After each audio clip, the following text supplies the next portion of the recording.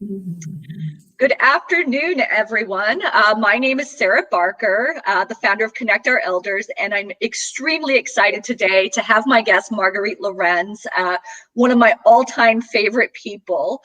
And she is a CTFA and a CLPF and the managing partner of Lorenz Professional Trustees. She will go ahead and explain what those designations mean, because quite honestly, I couldn't even tell you. So Marguerite, why don't you go ahead and I've introduced you, but share a bit more detail about who you are, what those designations mean, and why you do what you do.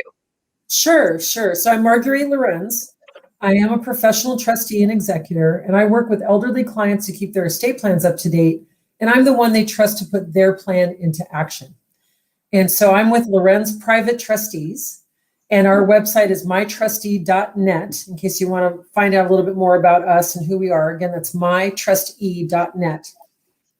So the designations are important because I have a bank trust officer designation. That's the CTFA. That stands for Certified Trust and Financial Advisor. And they just updated it to be Certified Trust and Fiduciary Advisor. And we'll talk about what a fiduciary is in a moment. In the meantime, I'm also a California licensed professional fiduciary. And that's important too, because California is still the only state that licenses people who serve as trustee, executor, agent under a power of attorney for finance, and agent for healthcare. Is the only state? The only state. Wow. Okay. Yeah, there's registration lists. There are court lists. There's testing required in some states, but California is still the only one with a licensing bureau. Okay. Do you foresee that changing in the future? Not really. It's a lot of work to get licensing. My mom, bless her, she's passed away. Jane Lorenz was a professional fiduciary and CPA, and she started this practice back in 1975. And actually started being asked to serve as a trustee in the late 1980s. And at that time, there was not yet licensing. There wasn't even the Professional Fiduciary Association of California, nor was there the Independent Trustee Alliance. And she struggled to get the education needed to really feel like she knew what she was doing, and sat with lawyers and sat with CPAs and sat with other people who serve in this role. And eventually PFAC was formed, and she was one of the statewide leaders. She became president of that organization. And she sat on the judicial committee that created the laws for licensing. So why all that matters is because Governor Gray Davis vetoed the opportunity to be licensed, and that was a long time ago. So it took a lot of energy, a lot of people involved, a real need for it. I'm really concerned about elder financial abuse. And there are people that may do this work, but if they're unlicensed, how do you know? There's been no background check. There's been no full review. So let me give you another example about licensing. Yes, there are attorneys and CPAs who serve as trustee. I'm sure they do fine work, but their jobs, their exams, their training doesn't focus on the personal side of being a fiduciary. They're advisors to a decision maker. Eventually, the fiduciary becomes the decision maker. So it's a different point of view.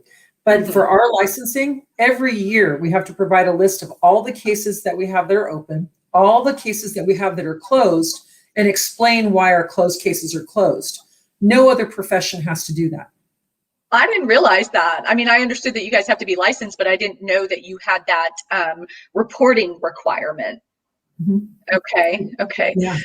And you know what? Also, Marguerite, obviously I know of Jane, but I didn't know that she was such a pioneer with this profession. That's amazing. I'm glad to have learned that bit of information about her, because I know how important she was to you and still is. Sure. Okay, so you have written a book. You are a published author. Would you please share with the audience, there it is, Ethics for Trustees 2.0. Would you mind sharing with the audience what this book is about and why you wrote it? Sure. A lot of us know that we need to have an estate plan, but we're kind of worried. We don't really know what questions to ask. We don't really understand how it gets used, and we can talk about that today, but I think it's really important that You work with a qualified attorney to get your estate plan written. And that attorney is going to ask you a lot of questions, like, who do you want to have serve as your successor trustee? And in your mind, you might say, well, I have 3 adult children. I'll just pick the eldest, and then I'll make the middle child, and then the baby of the family. I can't believe how often a 65-year-old gets introduced as the baby of the family. You'd think you'd outgrow that kind of title, and you never do where your family is concerned. Mm-hmm. And then if you don't pick a family member, well, maybe you want the attorney who's drafting your document, but that's a conflict of interest. Yes. Or maybe you want your CPA who's never done this before, because at least he does a good job preparing your tax returns. But there's just so much, because I become responsible for the tax, legal, financial, and medical life of my clients. Mm-hmm, mm-hmm. And it's a lot of responsibility, and a lot of transparency is required. There's so many people to communicate with. And back in the day when you were working with a care agency, and I had to hire a care agency to serve my clients, there's so much communication that goes back and forth. Is your adult child really the best suited person to do that work and pay attention to all the details and track all the transactions and be ready to produce an accounting to share with their siblings so they can prove what they did for you? Most families are not set up that way.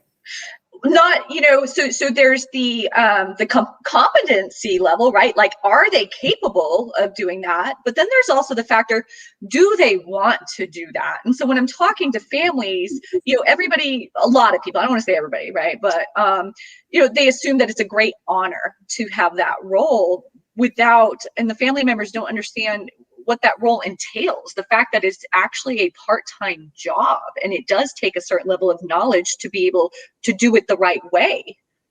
Well, for me, it's a full-time job with a staff and systems in place and experience.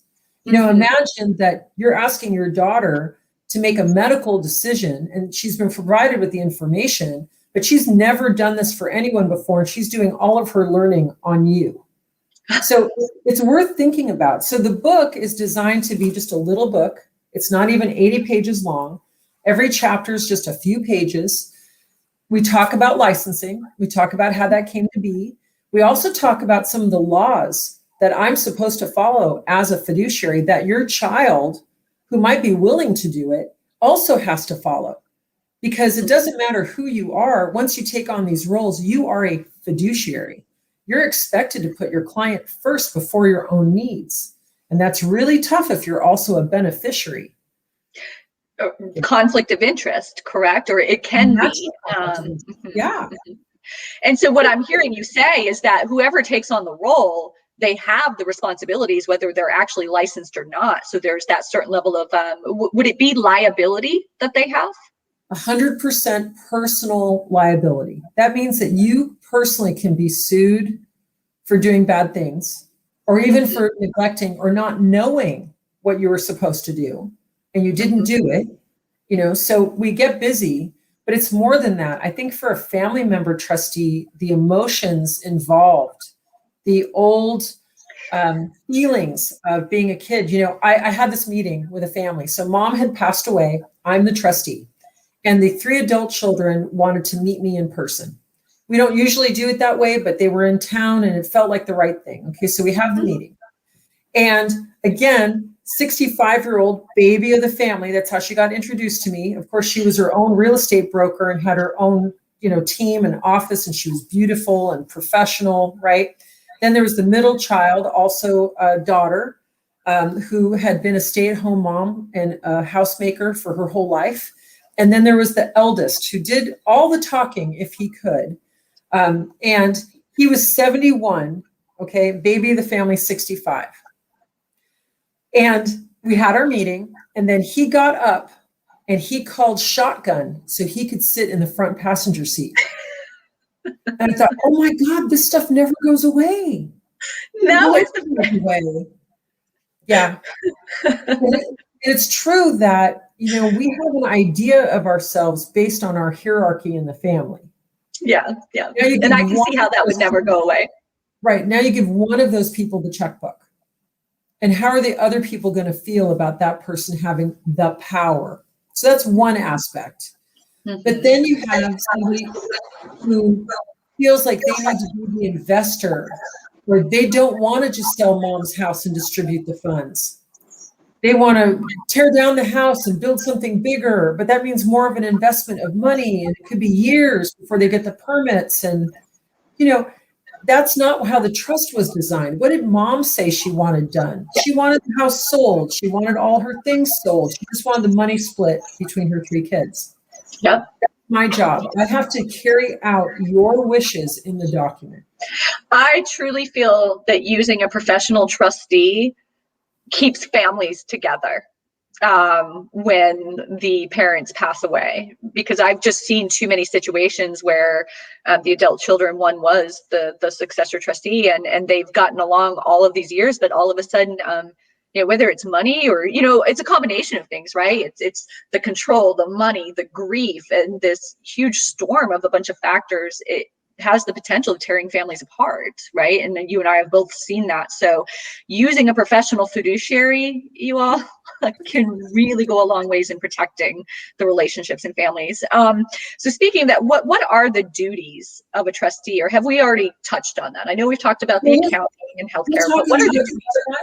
I'm going to go ahead and put in the comments the Fiduciary Licensing Bureau's website. Okay. That is fiduciary.ca.gov. It's posted in the comments on this conversation. I recommend taking a look at it. Even if you're sure that you really want your child to do this for you, do learn more about what you're asking of them, because there's legal ramifications potentially, and they should know, and the kids should know. Please don't surprise your loved ones with this job. I was just about to ask you that, and I don't think that I've ever asked this question to anyone before. So when somebody determines who the trustee is going to be in the documents, does the trustee, the person being designated, do they have to sign something saying, I accept this, or do they just get named without even? It's a great question. So I get named often, and it's happened where I'm not informed that I have the job until the crisis has occurred. Okay, hospitalization, an accident, death, resignation, incapacity, things happen. And then somebody's trying to scramble to pay the bills and they realize they don't have authority. Then they go through the elder's paperwork. Then they discover that the elder had named somebody. Then I get a phone call, and it might have been a month or more since the crisis first occurred. And now I'm expected to pay all the bills and get things going. And surprise, you have the job. So it is true that you can name someone and change your mind and never tell them. And you can have different people in your documents, and you can update your documents as many times as you want to pay the attorney to update your documents. Mm-hmm. Yes, they're confidential and they're private, and you can keep them that way. And I recommend not using your trust or your estate plan as a way to have your children call you every Sunday. I'm going to take you out of my will, take you out of my trust. No, that's not a good thing. But you can keep your plans private because it's your money. It's your money.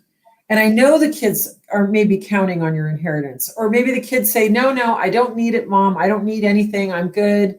But in your mind, you really want to leave something behind. It's good to talk to your successor trustee. If you're afraid of that successor trustee knowing how much money you haven't picked the right person.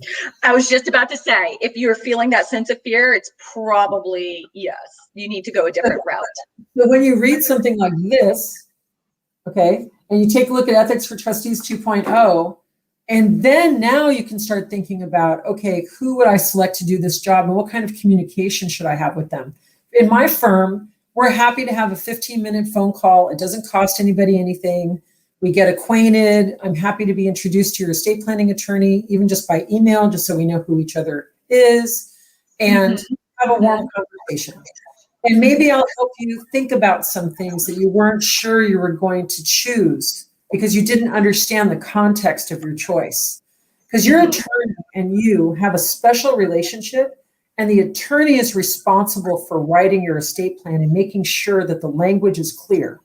That's not my job. I do not write estate plans, but I've implemented more than 100. So because of that experience, I might have some insight to how something might work, or I'm going to have questions of, what's your vision for that? Let me give you an example, Sarah.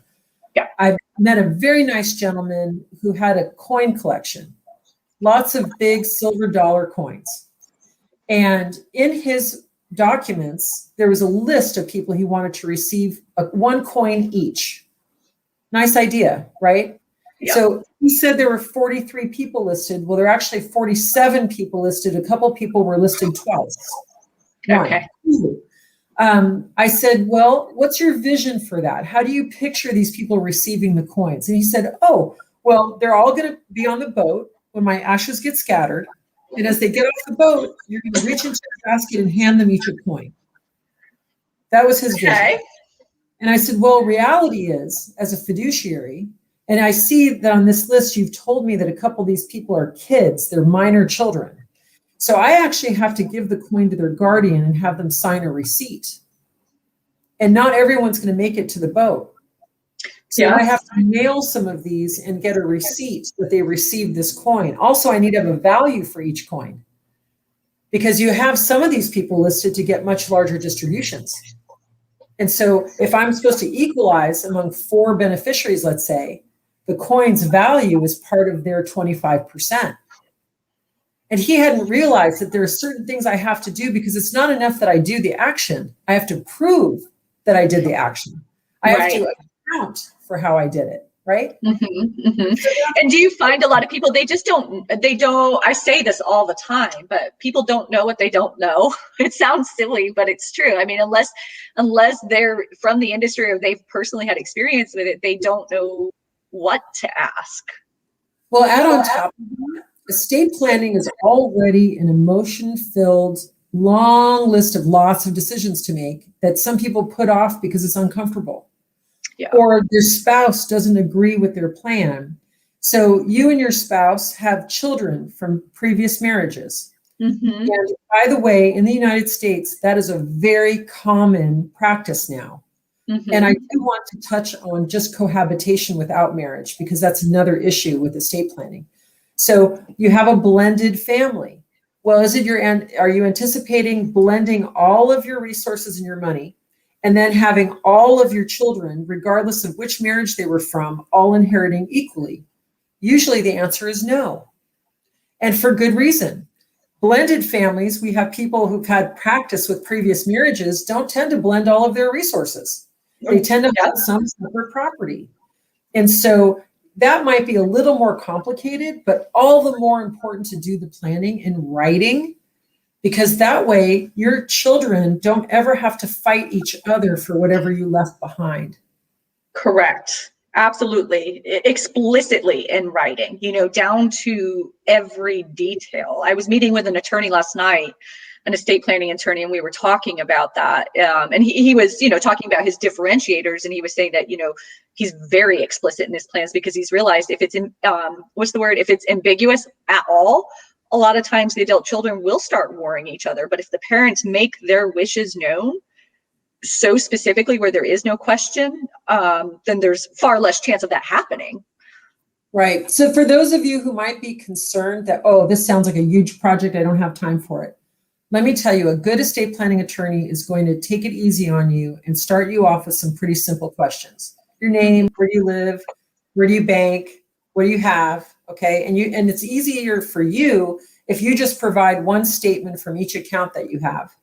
And if you have any insurance, that you just bring at least the face page of that insurance, so there's some information to start with. Okay. Then let the attorney drive the bus. The attorney's going to ask you questions you might not know the answer to right away. So I want to help you with your expectations. You might spend $2,000 to $5,000, and I'm just giving you a ballpark. The less complicated, meaning you have one bank account, you have one house, you have 3 children, you've both been married to each other forever. It could be simple, right? Or you have a blended family and one of you owns a business and another one of you is going to inherit some money. There's lots of different issues. Don't worry about that. Let the planner really help you with that. And then as you go through your planning and you start answering these questions, let's say it takes you 6 months to get your first estate plan completed. That is a totally reasonable amount of time. Some things you need to sleep on. You need a few days. You've got to let that question season for a while, see how you really feel about it. That's okay. Then after your 6 months, now you have a complete estate plan. And hopefully you've asked that estate planning attorney as you entered into the relationship, what does it look like when I want to make updates? How will you charge me? You know, do I call you? Do you call me? You know, how do we keep this relationship going? Because what you don't want is a one and done set of documents. Well, because life changes, right? Life changes. Not only does life change, but now I want that attorney in my corner. I want to be able to call up and say, I'm thinking about moving. Maybe I want to move to another state. What does that look like? Well, I have to update my documents. What do I have to do? So you want to make a relationship with the attorney, and it's okay to pay the attorney a little bit every few years to update things and make the relationship like that. Because here's the thing. I'm sorry to say this, but I think it's true, and Sarah, and it may be true in your experience too.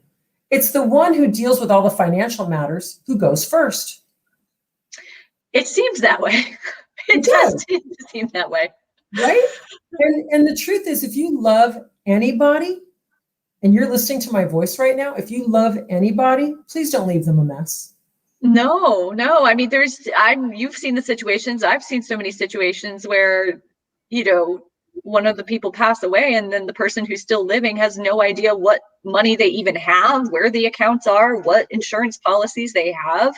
Yep. And that just adds to the stress of already losing your loved one, right? So no, I'm a huge advocate of doing proper planning.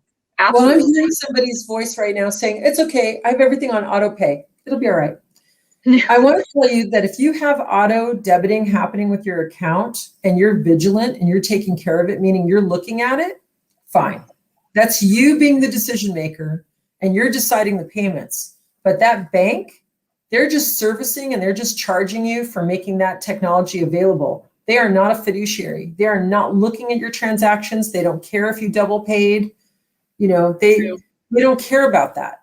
So here's another problem. That's okay. My wife has my password. Oh, but is she your fiduciary? Is she the one who's actually taking responsibility for those transactions? Because let me tell you, I have seen so much double dipping. I've seen the child assisting the elder with their banking online because the elder doesn't feel capable of dealing with it on the computer. Now child is helping. Elder writes a check to child thanking them for their help. Child has also helped themselves and did a check right through the electronic banking. Child got 2 payments. Yep.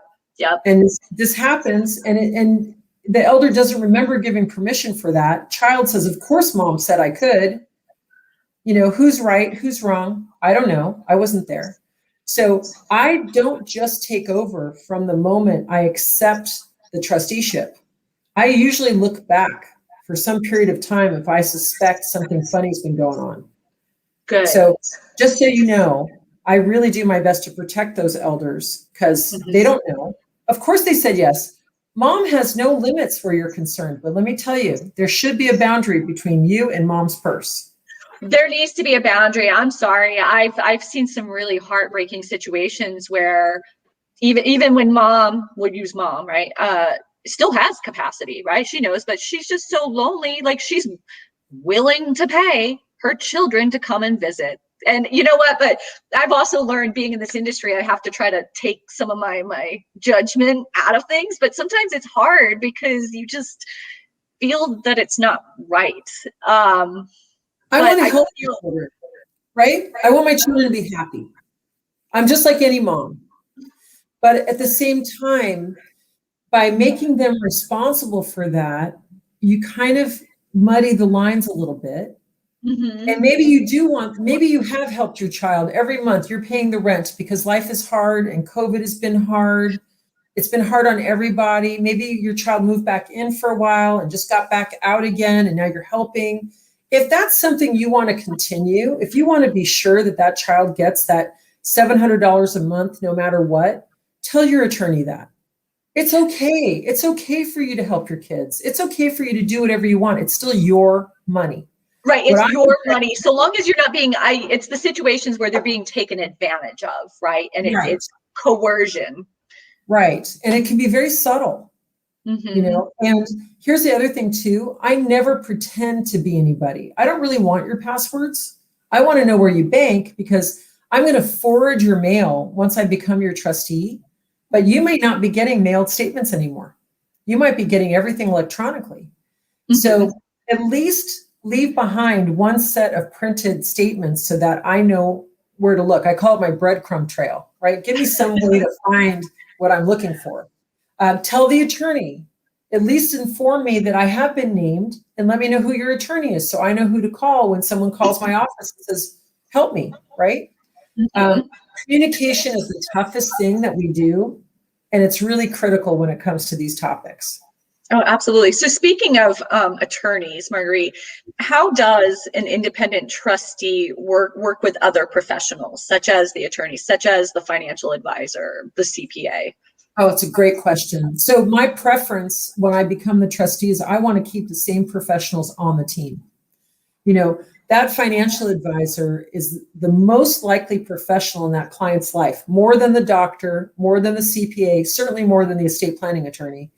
That financial advisor has learned so much about that person and her worries and the family secrets and what's going on in the dynamic and, you know, who lives where and stuff. And it's really good to work with a professional who really cares about the client. The CPA, I'm happy to have that CPA prepare that individual's personal tax return. I might work with that CPA to do the trust tax return. I don't really do them in-house anymore. We really like outsourcing that work. So meeting new CPAs is great for us. Okay. Some people like trust tax returns, some people don't. We all end up with our specialties. The estate planning attorney, the drafting attorney may still represent the elder because she is resigned as trustee, but she still has capacity. So that estate planning attorney still has a client. And it's wonderful because then when I prepare my accounting, I can include that attorney because the client's not going to understand the accounting fully. She'll have some idea. She'll see positive and negative. But that level of detail that we offer in an accounting is often overwhelming. Our accountings tend to be 60 or 80 pages, depending on how it's invested. Well, every transaction gets recorded in the accounting, every transaction. And then you add where there may be decisions to sell certain assets because it's a good time to do that. And I'm working with the financial advisor to accomplish that. So it just gives you a flavor of us working as a team with the professionals the client trusts.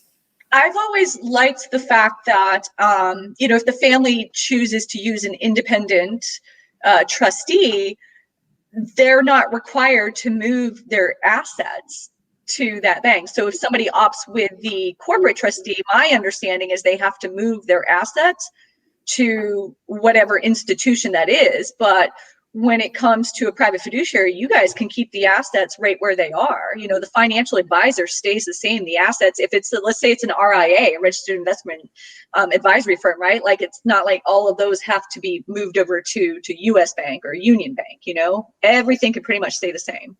Correct. And you know, the corporate trustee has great value. You know, I certainly don't want to put down my fellow trustees, not in any way. But I do want to point out there is a business difference, just like you said. I'm an independent. That means I don't have my own financial services department.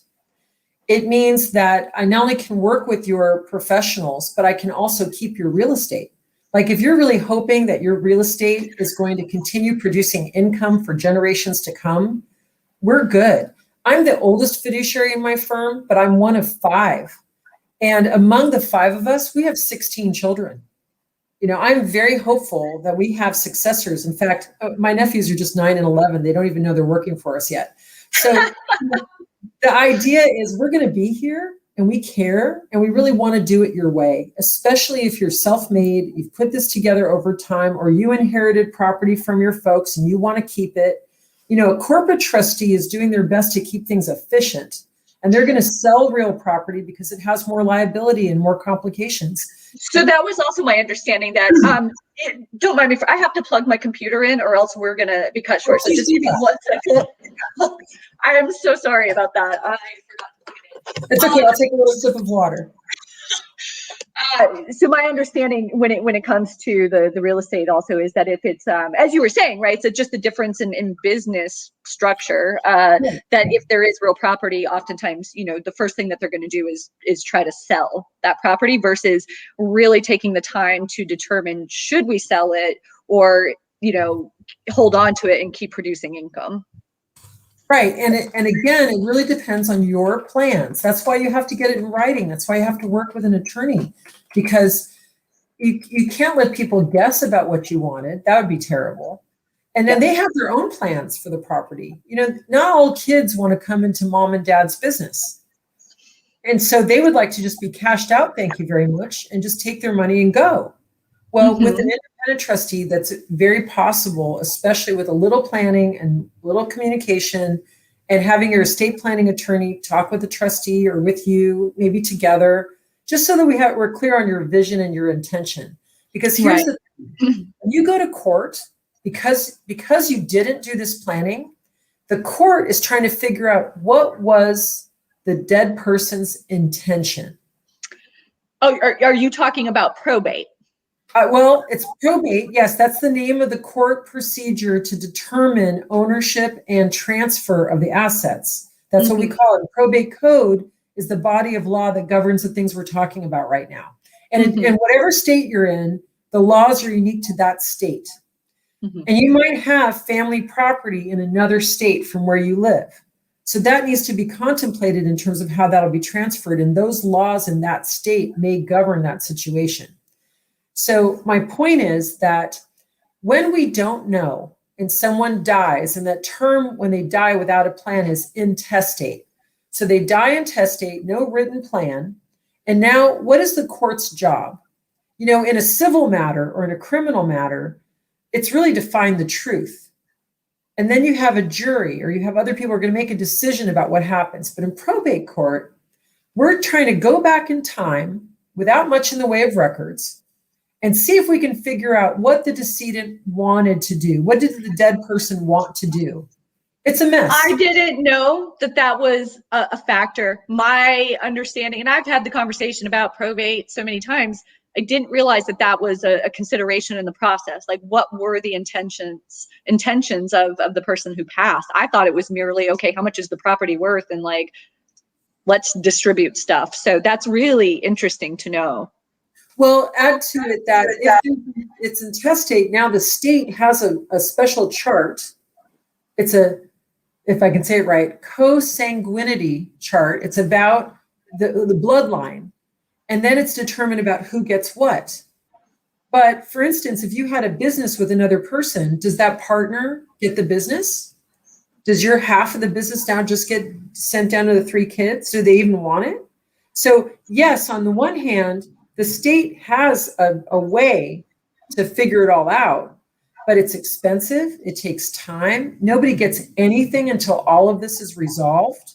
Yeah. And, so if you're worried about the cost of getting your estate plan done and the time and the energy that you'll take, what I'd like to suggest is plan for the money, talk to a few estate planning attorneys, ask what they charge, ask how it works with them.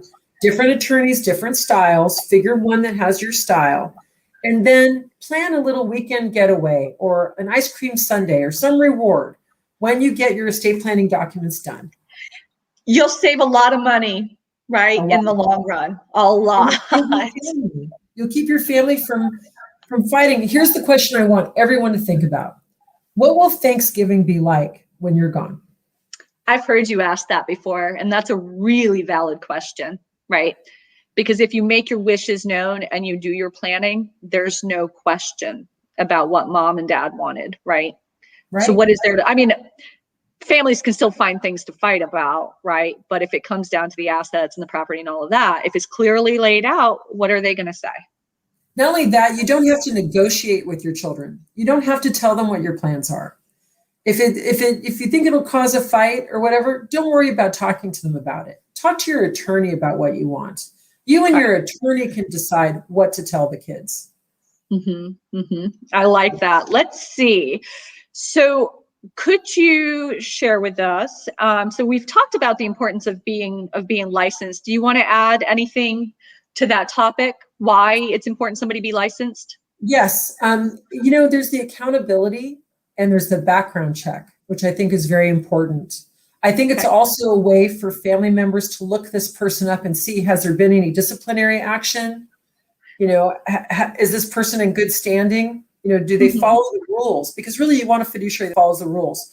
Also, I'm going to go ahead and post in the comments the website for the Trustee Alliance. The Independent Trustee Alliance is a national organization who's designed to support the work of independent trustees. So if your family member is going to take on this work, now they have a place where they can go to get some education. Now they have a place where they can get some of their questions answered and feel the support. And not only that, the Trustee Alliance is offering members access to health insurance, access to liability insurance, and 100% of their education is available just with their membership fee online. Meaning you can get all of your training online included in a very low membership fee. It's amazing. So you introduced me to that gentleman, and I had the opportunity to talk to him and interview him. I didn't realize that that the Alliance was so robust with resources. That's really good information for the audience. Absolutely. Yeah, you talked with Dave Coles. He's one of the members of the board, as am I. I'm on the board also. Dave's great. And we all came to this because we all are doing this work, or we support other people who do this work. Like Dave is a trustee consultant and an attorney. And, it's that kind of thing where a lot of us have done this work alone for years. What is your succession plan if you do this work on your own? If you're a solo practitioner serving as a trustee, what's your plan for what happens next? Can we talk about that for a second? Because there was a local fiduciary that I knew, and I know you know, passed away. I'm not sure if there was a succession plan or not. So what I'm curious about is if somebody is doing it alone and they pass away, what happens to all of their clients that they were already serving, but what happens to all of the ones where they were named to serve eventually? Right. And do those people get informed that their chosen person is no longer available to do the work? So when Jane Lorenz died, we had been partners for 14 years at that point. And that was my stepmother and my best friend, my mentor. Jane was everything to me. And we were not alone in the business. We had support staff, and Clay, her son, my business partner, was in the business. And we'd added another fiduciary, Noah Benton. He's our brother-in-law. So it's a family business, right? And at that time, what Jane had done was in her estate planning, not only did she make sure that we had the funds to carry on without her, but she also, we're named in succession to each other very often, but not always. And so if there were other trustees named after Jane in any of the documents, we let them know that she was ill and that things were changing. And we also informed the drafting attorneys where we could. We were named going forward in hundreds of documents, and most of them was fine. I present Jane's death certificate. I'm named after her in the documents. I'm on the job. Okay. But when there's no mechanism in the document to change trustees, you have a real problem. And by the way, what happens then? Court or something else. Like some documents have a mechanism like all the beneficiaries have to agree on a successor, or the majority of the beneficiaries have to agree, or the attorney can select, or a trust protector can select a successor. But that mechanism has to happen because nobody can pay any bills until all that gets done and somebody signs an acceptance, goes to the bank, presents themselves, the bank allows it, and then now I can sign the checks. So if you don't want a break in service, if you want your bills to continue to be paid smoothly, you have to have a succession plan beyond the one fiduciary you wanted. Okay. Right. Okay. All right. So how can other types of professionals help their clients get the estate plan in order? It's a tough conversation for a lot of people. And I think that if more financial advisors and more CPAs introduce the concept of estate planning, and by the way, these are available on Amazon. You could always share the book with your clients and talk to them about it. It's a way to get them thinking, get those wheels turning, get that willingness to actually get some stuff in writing. So it's a good book for those of you listening. I've read the book. Gosh, I think I got mine years ago. It's a great book if you just want to think about it for yourself, but also if you work in the elder care space, so that way you can understand these types of conversations when you're trying to collaborate with legal financial professionals, families out there, other fiduciaries. I highly recommend the book. So where can they get it again, Marguerite? It's available on Amazon, and the book Sarah's referring to, the initial one, Jane and I wrote together back in 2011. Okay. Ethics for Trustees 2.0, I updated because laws have changed since then. And so 2.0 is the copy you're looking for because that's the most recent. And it's available on Amazon. And I'll find a link while we're together, and I'll. And it's an easy read, if I'm remembering correctly. It's not a book that the information is going to go over your head, just because you're not an attorney or a fiduciary or, financial advisor. I remember the information being easy to comprehend and digest. I really appreciate that. Yes, it was written that way intentionally because, we don't need to make it more complicated. You just need to think about what you want and let the attorney do the complicated part. Let your attorney and CPA talk to each other. It's okay to pay them for talking to each other because then your plan will be better. We Americans really have this crazy belief that I have to do it all by myself. I'm guilty of that sometimes. Yes. All of us are. It's part of our culture. It's part of how we grow up. We get this big emotional impact the first time we're able to potty and dress ourselves. And ever since then, man, that's how we have to do it. And the truth all by myself.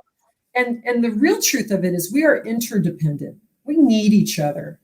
COVID has really demonstrated to us, yes, we can isolate. Yes, we can survive, but we live better with each other.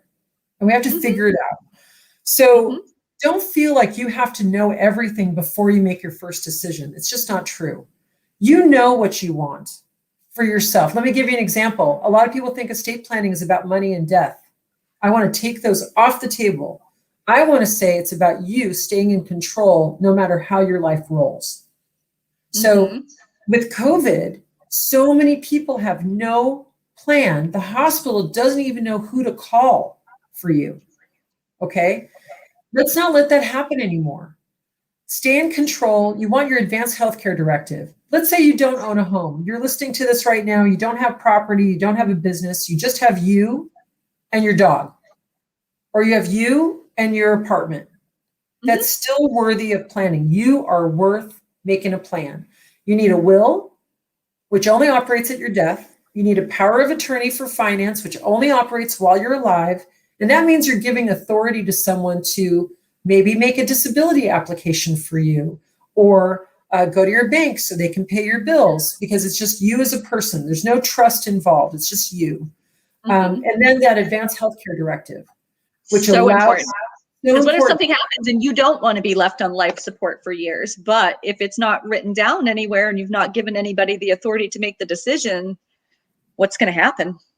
Right? Just like it's the court's job to figure out what your intention was, it's the hospital's job to keep you alive. So you have some decisions to make that are just about you. I happen to love chocolate. I love chocolate to the point of being willing to sacrifice some things in order to have it. Okay? So, in my advanced healthcare directive, I have a little note that says, if you're trying to appease me, use dark chocolate. And not milk chocolate or white chocolate. I want dark chocolate. That's what I like. How would anybody know that? Of course, now everybody knows that. Thanks. But that idea of, what's important to you, put it in writing. That way nobody has to guess. And that way, if you can't speak, or you've hit your head, or you have aphasia and you're not able to express yourself clearly, somebody's going to want those instructions to take good care of you.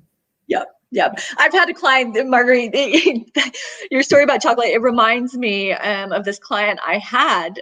She had always, right? Well, I want to say long time. Part of her ritual was a glass or two of wine every night.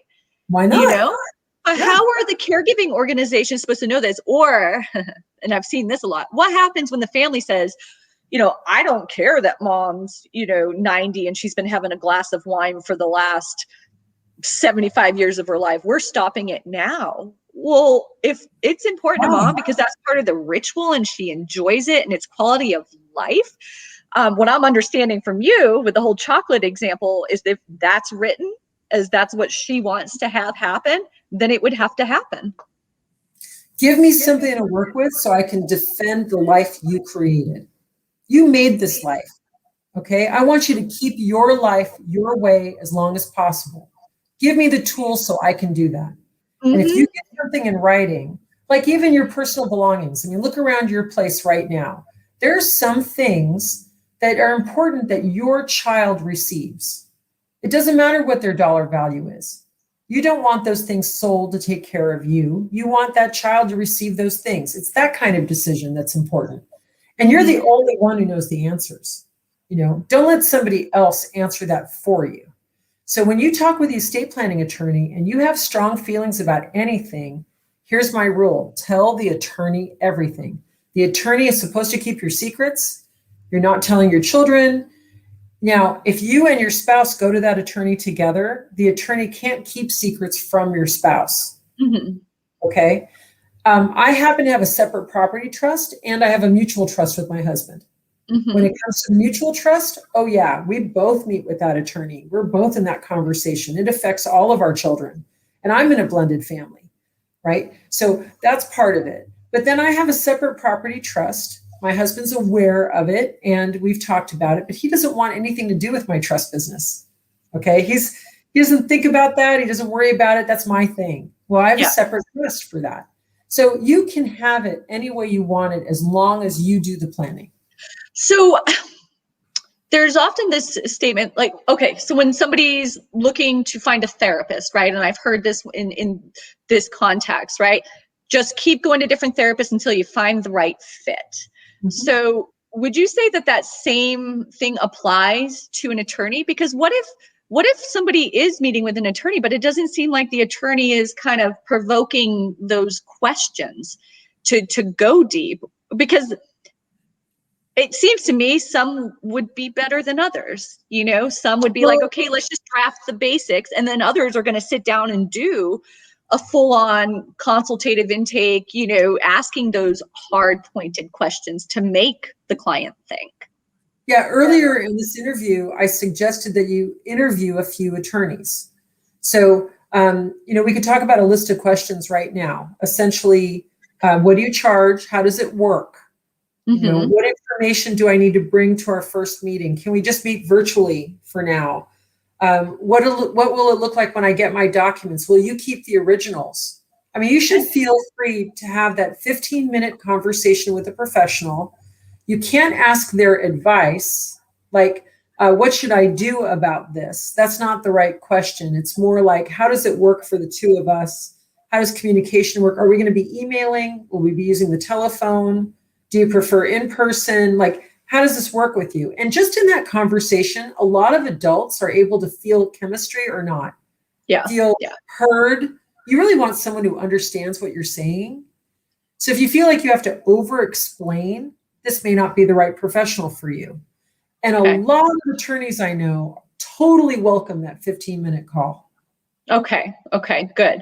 So I guess the point is to the audience, just because you talk to one attorney doesn't mean that you've got to sign, okay, this is the one. It's okay to do the 15-minute call with multiple attorneys and then make your decision. Right. If you're a single parent and you can't afford a big ticket, ask, would you accept payments from me? I did that with my first plan. I made little tiny payments as I could afford to make them. And the attorney I was working with said, just keep paying. And eventually, and it took me 2.5 years to pay off my estate plan for my first one. And so, you don't know if you don't ask. And by the way, if you get that feeling that this isn't fit, you're right. Yeah. You're sovereign. You are sovereign. This is about you, your plan, how you want things to go. This may be the most luxurious thing you ever purchased for yourself. And let me tell you, you are the most worthy, most expensive thing you will ever own. take good care of So true. right? Yeah, that's so true. Okay, as attorneys and clients get their plans written and updated, what would you like them to know? So updates come because of different things. Like you said, life keeps changing, and it's true. Our children grow up, they end up with their own lives. Maybe they date somebody you don't like. There's all kinds of things, right? Like that. But then while you're living your life and your children are living their lives, laws change. And there's two kinds of laws that change. There's legislative law. Congress keeps meeting, and they're going to keep changing the estate taxes and stuff, that's going to happen. But then there's also case law. People end up with difficult situations. They bring it to court. The court makes a decision, or it's a jury decision. And that decision adjusts the law and how some documents are written. Okay. If you have a good attorney, that attorney is going to alert you from time to time that something has changed that will affect your documents. Just in 2017, there were some laws that not only changed the estate tax rules, but also changed our retirement account rules. Yeah. And a couple of sentences in your document make a big difference in terms of how that money gets paid out later. So my attorney said, you might want to come in because, and I said, okay, let's schedule it. And I think it cost me not even $200 to get the change made, because I have that relationship and that attorney, and I'm on top of it. Okay? And it's so important to make those changes. What was this whole Prop 19? I kept hearing attorneys talk about Prop 19, and they were so busy. So I think a lot of people looked at the television commercials, saw an old person say, save us, and then they voted for Prop 19, which is not really the savings that people were hoping for. What it has done is it's changed the way that we can transfer our property to our children. And you may recall, those fans of Prop 13 meant that you could keep the same cost basis, meaning the tax basis in your house. So I'll give you an example. You bought your house for $100,000, and now that you're going to sell it, it's worth $500,000. So it makes sense, right, that you'd have to pay taxes on the gain from the $100,000 to the $500,000. Mm-hmm. And if you wait until you pass away, there's what's called a step up in basis, meaning now the house is worth $500,000. There's no gain to account for. Well, with Prop 13, we could transfer that basis so our kids paid the same amount of property taxes as the parents did. Okay. Well, with Prop 19, you have to do more planning, and you need to talk with an attorney about your plans for your property, because the deadline is already passed. And now when you pass your property to your kids, there's different rules. So I can't go into that in any detail now. I'm not an expert on Proposition 19. I'm going to strongly recommend you speak to an attorney if you're worried about how your property will transfer to the next generation. Okay, perfect. And last question. I know we've taken a lot of your time. Thank you. What do you say? Well, I'm so happy that you're finally a guest. I've been doing these since April, and I've been just waiting for the day that you would be on here. What do you say to those who think they might want to become a professional trustee? I would start with the Trustee Alliance. And I would take a look at California's licensing. Even though there's not licensing in other states, you really want to have some good standards to start with. If you have a heart for this work, I really appreciate you joining us. By the way, there are only about 700 active licensees in the whole state of California. When you think that we have more than 40 million people, there's plenty of work for everyone. And you have to be prepared to really follow the rules. And there's lots of them: city, state, county, federal, right? In terms of the trust document itself, it's kind of its own law. And you have to be able to work with other professionals well in order to get things done for your clients. But there's plenty of room. There's plenty of room to do this work. And we have some resources in the comments. Certainly read Ethics for Trustees. I know it's my book, but I wrote it intentionally to give you basics so that you could decide if this is really the work for you. Yeah, I've always been really impressed, Marguerite, because ever since the day that I met you, my gosh, I think it was back in 2011 or 2012, you're a professional fiduciary, but it seems like at the end of the day, you're an educator. You always lead with education. And I really feel like that makes families feel comfortable, and it makes other professionals feel comfortable with working and collaborating with you, Thank you. I think the worst thing that any of us feel is when we feel like we have no choice. So the opposite is really what I'm aiming for. I want everyone I work with to feel like they have a choice, especially clients, because when we do, and that makes us feel like ourselves, like we have our own life. We're able to live it because we get to choose. That makes sense.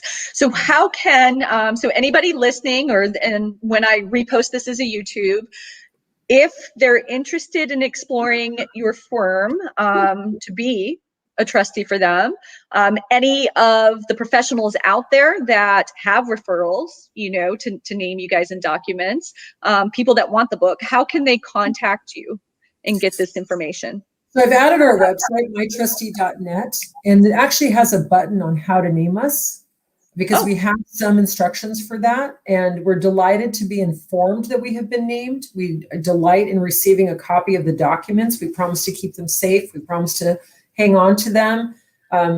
We also, once we get the documents, we are sending out a letter to that client that says, thank you for the documents. Here's some other documents we'd love to have for your file. And then once a year, we send out a newsletter, just one. We're just there to just touch base, let you know that we're here. We don't need to talk with you unless you want to talk with us. The idea is that we just stay in touch so that we're in the background and we're ready to serve you whenever you need us. And a lot of people have taken us up on that. We have lots of documents in our files, and we're very proud of that. We're very proud to be trusted, and we're really happy doing this work. Good. Thank you so much for being my guest today. As a reminder, my name is Sarah Barker, founder of Connect Our Elders. My entire intention is to empower the aging process through providing education on resources, navigation through those resources, and ongoing advocacy. Thank you so much for joining me today with Marguerite Lorenz, managing partner of Lorenz Private Trustees. Enjoy the rest of your day. Bye. Bye.